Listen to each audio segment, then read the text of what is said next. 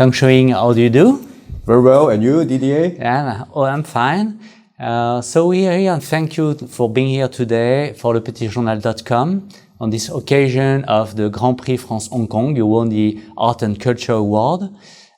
So our subscriber would like to know a little bit more about your career and what led you into this project. Sure. I will talk about that, yeah. So you started some 30 years ago and were trained in France, actually. Can you tell us about your story as a theater director? Yeah, I attended, in fact, an acting school, which is called l'École de la Belle de Mai, which is attached to Théâtre de la Mandor near the Bastille. But at the same time, I also attended a theater aesthetics course in the University of Saint-Cyr, Paris 3. So basically, I spent 6 years in Paris, basically. And during the first 4 years, I learned and then I met people. I saw a lot of shows and I attended workshops. And then for the last 2 years, I got a chance to work professionally in the Théâtre de la Mandor, of course, and also freelance in film, television, and also drama. I acted in a film called Le Fils de Mekong, directed by François Le Texier. I think in 1990, something like that. It's a comedy, well received, and it was a very challenging experience. So the 6 years that I spent in France not only enabled me to learn about the professional of being a theater artist, but also about life. That means how you deal with the problems surrounding you. And basically, it's about solving your own problems in your own way. And how do you think this French influence impacted your career so far, even last year for Larger Than Life? So it's a French play by Martial Coursier, and you adapted it into the Cantonese language. So all France still play a role into who you are now? France is always a country of reference and memory for me, because I still read a lot in French, and I have a number of French friends, and then we speak French when we meet for dinner or coffee. So the French, especially the books that I read when I was still studying and working in Paris, brought me a lot of insight that I could not obtain from English books. Because you know, the French represented really another culture and another dimension, another perspective towards life. So I think the French influence is somehow something like a blood circulating in my body. And later on, when I got a chance to have some spiritual training in India, I got another level of understanding of life. So in my blood, I could say that I have the influence of Chinese, of course, British, French, and Indian. And they are mixed together, and sometimes it's difficult to isolate one among the others. And what would you say is the common ground for you within all these cultures? What are you looking for? Human being, love, etc. You were talking about Shakespeare, which also has a great influence into your work as showing the human character. So how could we define today your quest? I think there are two things that all these four major cultures have brought to me. The first thing is, every step counts in life. If you turn to the left or you turn to the right, apparently they are different, right? But it depends on how you live through the fact that you turn to the left. People always get problems when they are living in the left, but they are always thinking, it would be better if I have turned to the right.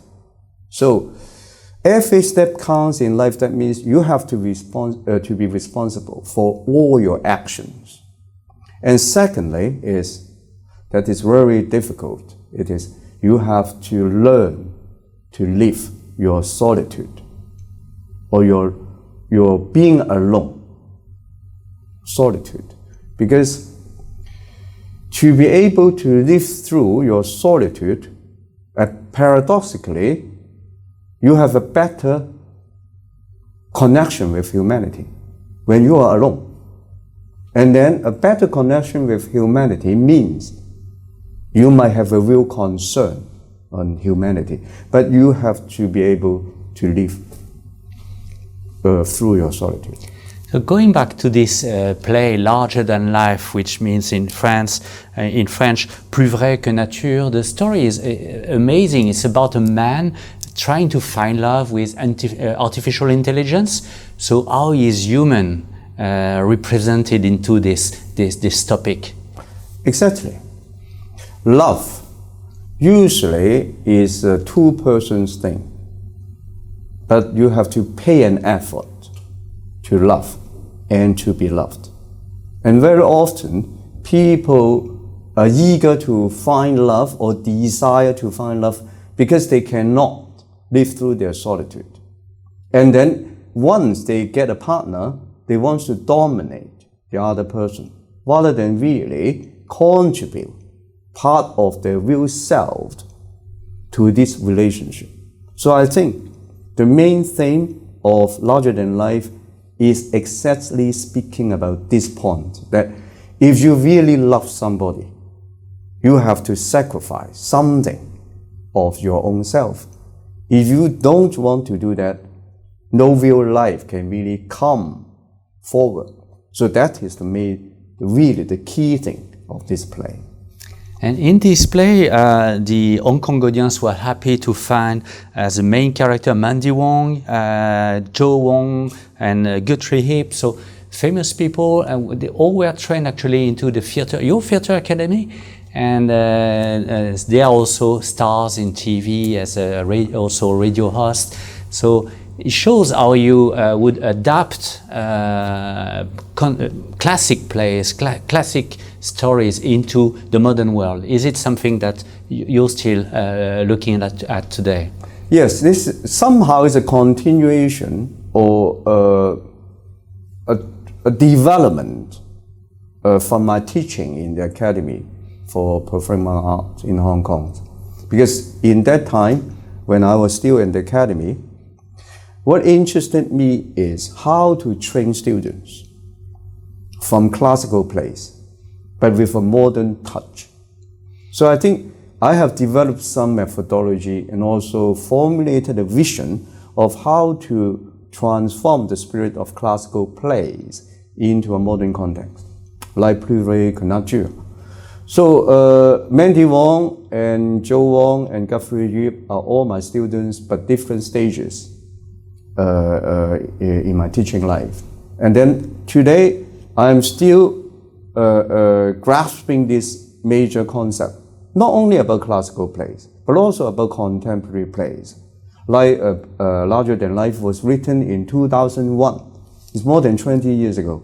So I had to find a way to connect this play to today's society.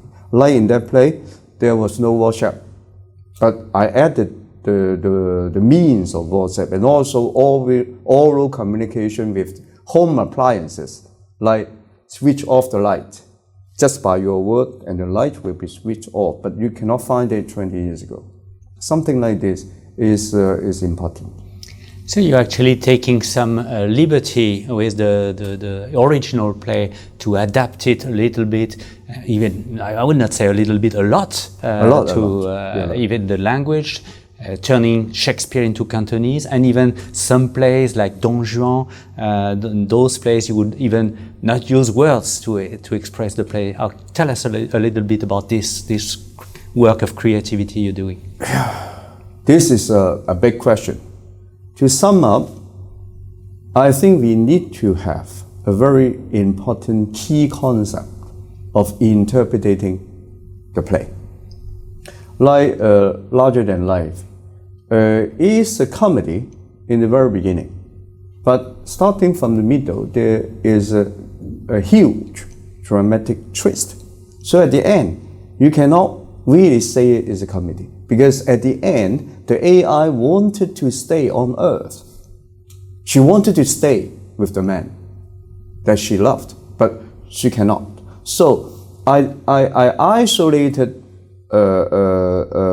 only her on the stage with the two men talking from the backstage. And with a strong spotlight, I was able to highlight the inner feeling of this lady. So language, when you're talking about language, translation is another issue. And then we need to be creative about language as well. Because language is a means of expressing your feeling. But it's not the only means.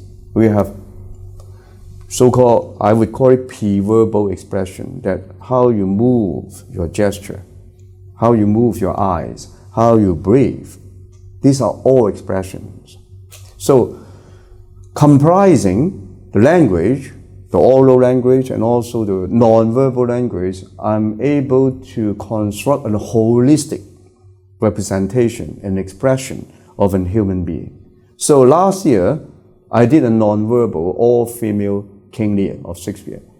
And that was something that I have intended to do for a few years, because I wanted to test what is left behind if the language of Shakespeare is taken away, which is so famous.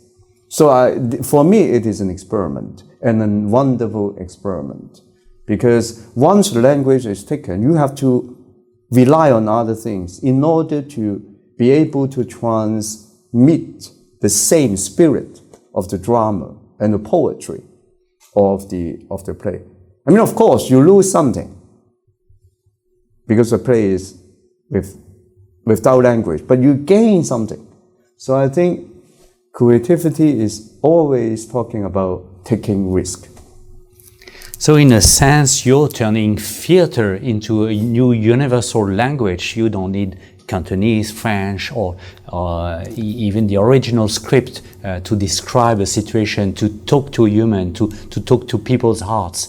So can we tell also that your new projects like La Bohème by Puccini will be also into that direction? La Bohème of Puccini, I will direct in next January. Of course, is one of the most famous operas throughout history. And then I have the task of adapting it to the contemporary Hong Kong situation. From the originally 1830s, the Quartier Latin into contemporary Hong Kong is a very challenging task, because it's not just making a visual representation of Hong Kong today that can finish the job. I need to find a connection between Hong Kong and Paris, and also Hong Kong today. So, of course, you have to let singers sing, because it's an opera. You cannot make it non-verbal. I'm sorry, but I would fully utilize the bodies of the singers, as well as other scenic elements, like some video projection, and also some kind of contemporary dance movements to enhance the overall connection between Hong Kong audience and an opera which is supposed to happen in 1830s in Paris. So this is very challenging, but very interesting. Well, we can't wait to see that new creation by your company and by yourself. So thank you again for being with us today, and congratulations for your new award. Thank you, and you are welcome.